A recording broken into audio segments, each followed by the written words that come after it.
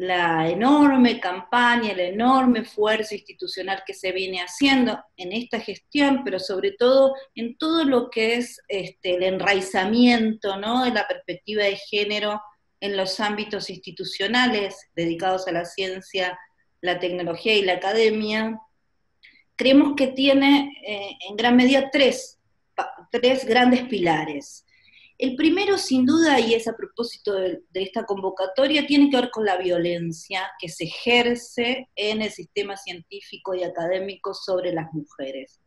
Es una violencia que, como bien permite la ley Micaela, nos da cuenta de cierta concientización que todavía, cierta pedagogización que todavía hay que hacer respecto a visibilizar esas distintas formas de violencia, que son desde las expresiones más virulentas, físicas, como el acoso, y todo ese submundo, ¿no?, de la agresión que sufrimos las mujeres, pero también hay un sinfín de violencias que tienen que ver más con nuestra ubicación en el espacio de producción científica, con nuestro lugar en el espacio de producción científica. Por eso había hablado de una meritocracia patriarcal, porque sin duda esta violencia que se ejerce sobre las que producen ciencia es una violencia que hoy requiere de dos otras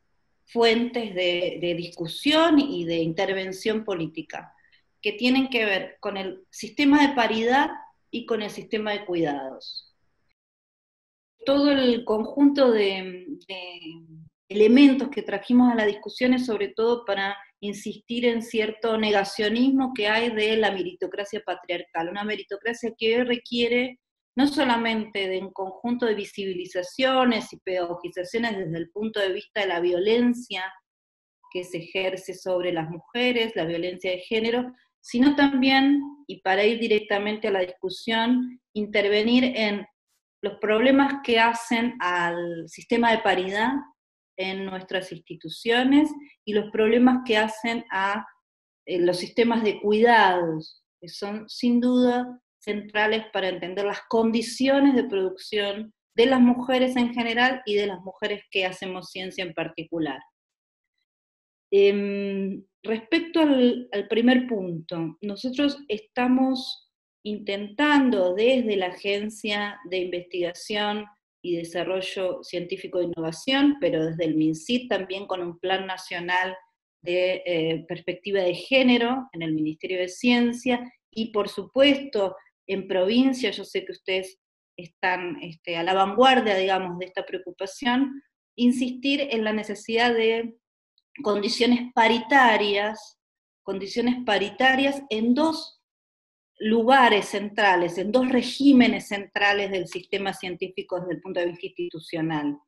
Lo que hace a los órganos de toma de decisiones, los directorios, los espacios jerárquicos, es ahí donde encontramos, como ustedes saben, disminuida notablemente nuestra participación, la relación entre mujeres y varones en las jerarquías del sistema científico y universitario es de 20 a 80, digamos. Efectivamente ahí tenemos que darnos una enorme tarea de discutir, no cupo, estamos hablando de paridad, es decir, de igualación en la participación de los órganos de toma de decisiones de mujeres y varones en el sistema científico, en el sistema universitario.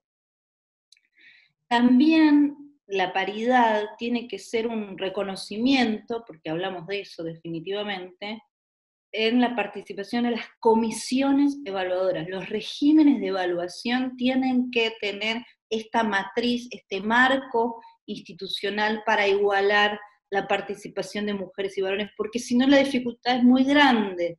Cuando nosotros hablamos de meritocracia, es decir, de cierto resultadismo en el desarrollo de la producción científica y tecnológica, los marcos de referencia de esas políticas, desde el punto de vista de la evaluación, tienen que estar siendo considerados como marcos paritarios en la composición de las comisiones y los regímenes evaluadores. Y finalmente, un apartado central también de la política institucional que vamos llevando adelante, que es conjuntamente con el Ministerio de las Mujeres, conjuntamente con un conjunto de otros ministerios que están abocados necesariamente a un Plan Nacional de Cuidados. ¿Y por qué introducimos esta discusión también en el ámbito de ciencia y universidad? Porque finalmente hay una disparidad, hay una desigualdad en la producción de nuestras carreras profesionales, habida cuenta de un indicador del cual ya no solamente tenemos un diagnóstico anecdotario, sino que tenemos indicadores de usos del tiempo. Hay un informe del 2013, pero que se va a acumular con otra intensidad este año, que reconoce el doble o más del doble del tiempo de las mujeres, y entre las cuales las científicas también formamos parte de ello, de insumir nuestro tiempo en tareas que no son remuneradas. Eso afecta en dos sentidos nuestra producción. En el sentido del esfuerzo y de la sobrecarga de trabajo que significa llevar jornadas remuneradas y no remuneradas de trabajo, pero también va en contra de nuestro desempeño profesional, ¿verdad? Porque mucho del trabajo diario está dedicado al trabajo no remunerado. Por lo tanto, y habida cuenta de este último punto, quiero significar la importancia que tuvo, valga esta salvedad, ¿no? La pandemia para poner blanco sobre negro y de alguna manera desnudar crudamente este sistema de desigualdad en la reproducción de la vida. Muchas trabajadoras del sistema científico han dado recientemente testimonio del esfuerzo que significa producir por medios de teletrabajo en condiciones de pandemia que las pone justamente a todo lo que es el sistema de cuidados tercializado, es decir, la escuela, entre otras muchas formas de tercialización, las insume, ¿no? Les insume también esa sobrecarga de trabajo. Por lo tanto, desde los ámbitos científicos, desde los ámbitos universitarios, se está comenzando a introducir este problema que es transversal, les diría que es revolucionario desde el punto de vista de la historia de las mujeres, de cuánto trabajo no remunerado asumimos en la tarea de cuidado cotidiano y cuánto eso va en detrimento, no solamente de nuestra propia salud por el esfuerzo físico que ello significa, sino también de la calidad y desarrollo profesional de nuestras actividades. Solamente a modo de síntesis de esta última cuestión que está, ya les digo, sobre la marcha, pero es transversal, realmente creo que es una dimensión revolucionaria, ¿no? Desde el punto de vista de la agenda feminista. En la actual legislación sobre teletrabajo, que se terminó de promulgar hace pocos días, hay un apartado específico, hay un articulado específico que habla de las tareas de cuidado. Y yo quiero hacer mención porque la letra de ese apartado dice que las tareas de cuidado se tendrán en cuenta sin perjuicio de sanción por parte del patrón, en tanto tareas que no son justapuestas a la actividad remunerada, sino que se hacen en otro promedio de tiempo distinto. Y esto empieza a abrir lentamente el problema de nuestras desigualdades estructurales como mujeres desde el punto de vista de la convivencia entre trabajo productivo y trabajo reproductivo. Creo que es un gran paso, creo que, y espero que los sindicatos no activen, ¿no?, sus mecanismos también misóginos y patriarcales para dejar en segundo plano esta discusión, como lo han hecho históricamente. Históricamente se han desentendido de esta bandera propia del feminismo y hoy en la legislación argentina, y yo creo producto en gran medida desde el borde que significó la pandemia, van a tener que tomar nota de este enorme sacrificio que las mujeres, las científicas, las trabajadoras realizan para llevar a buen puerto, ¿no?, el trabajo que no necesariamente es remunerado y por lo tanto invisibilizado históricamente en nuestro detrimento. Bueno, el género en realidad es una categoría analítica que nos permite descubrir esta simetría en las relaciones interpersonales entre los sexos. Es una categoría que discute, como la clase, es una categoría que discute ese conjunto de asimetrías y esos privilegios de un sector en relación al otro. Es una categoría social, es una categoría que puede ir modificándose a lo largo del tiempo. Recién vimos una serie de modificaciones que han tenido esas relaciones entre las personas y su sexualidad y su sexuación, ¿no? Ese por un lado.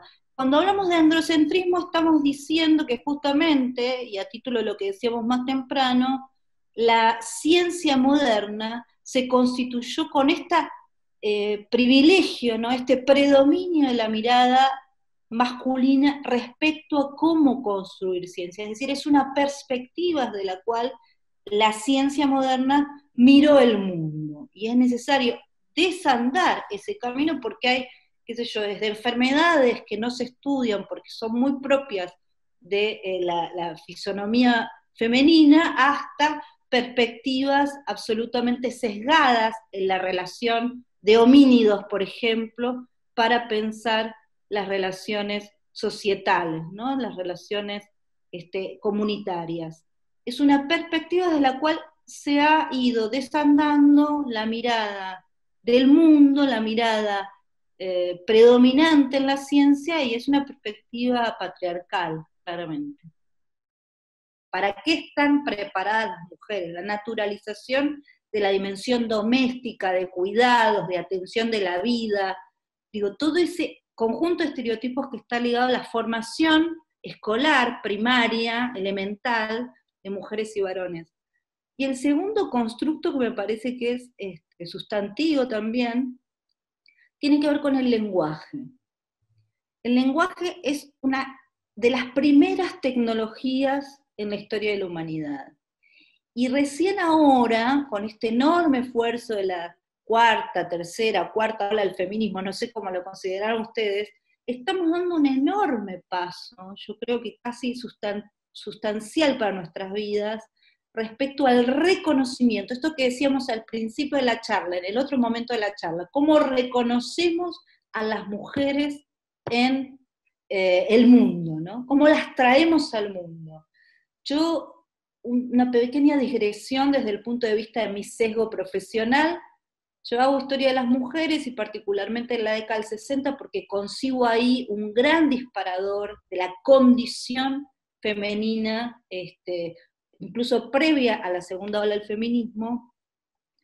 Y lo más interesante es que para llegar a las obreras, yo tuve que llegar primero por la imagen, por reconocer de manera gráfica la participación de las mujeres en las huelgas, que es lo que yo estudio.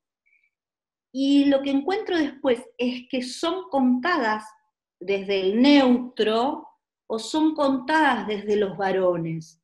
Y eso no es un tema menor desde el punto de vista de la práctica política. Por eso el lenguaje inclusivo va a ser un enorme disparador para pensar la participación de las mujeres, no solamente en el ámbito científico, sino también en el mundo social en general, ¿no? La historia presente es una historia donde, por supuesto, generacionalmente se han dado un salto de calidad, y yo creo que los grandes constructos vuelven a ser eso, la construcción pedagógica de nuestro lugar en el mundo, desde el punto de vista de los estereotipos de para qué no estamos preparadas, y la inclusión en el lenguaje, ¿no? La inclusión de nosotras en el lenguaje y en la participación social y política. Me parece que son los dos grandes constructos con los que hay que seguir trabajando desde el punto de vista de la perspectiva de género, para qué estamos aptas y cómo somos dichas, ¿no? Cómo somos verbalizadas. Y para terminar, hay algo de la autoimpugnación que no quiero dejar de mencionar.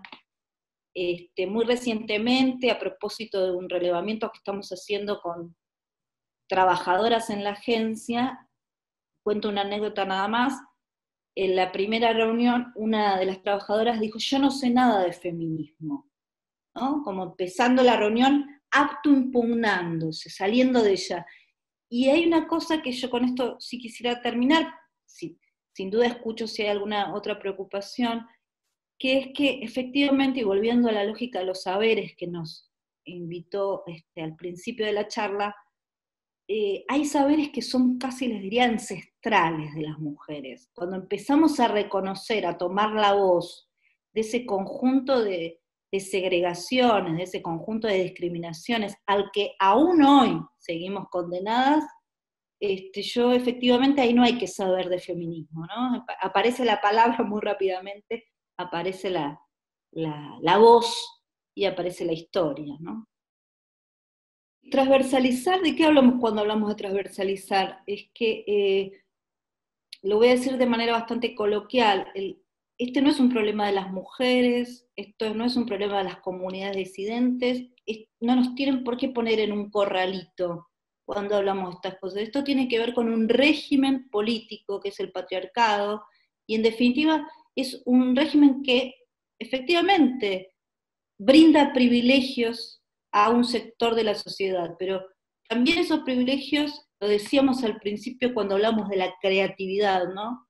Reduce, obstaculiza y imposibilita todo un conjunto de saberes, todo un conjunto de miradas, todo un conjunto de perspectivas que yo creo que el feminismo viene a dar cuenta de ello. El feminismo no es solamente un movimiento de mujeres, es un movimiento efectivamente revolucionario que, como decíamos, no solamente está mirando qué rol tenemos las mujeres en cierta disciplina científica, está llevando a discutirnos cómo el capitalismo es un sistema económico que oculta gran parte del trabajo social por no remunerarlo. Entonces, transversalizar es pensar la enorme trascendencia que tiene la perspectiva de género para pensar el mundo, ¿no? Es efectivamente unos otros anteojos que nos ponemos, es efectivamente un cambio de paradigma. Y yo creo que, por supuesto, que esto supone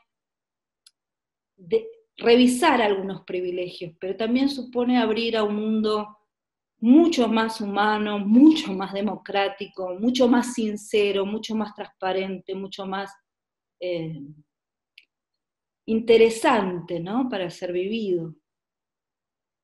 Eso creo que es la transversalidad.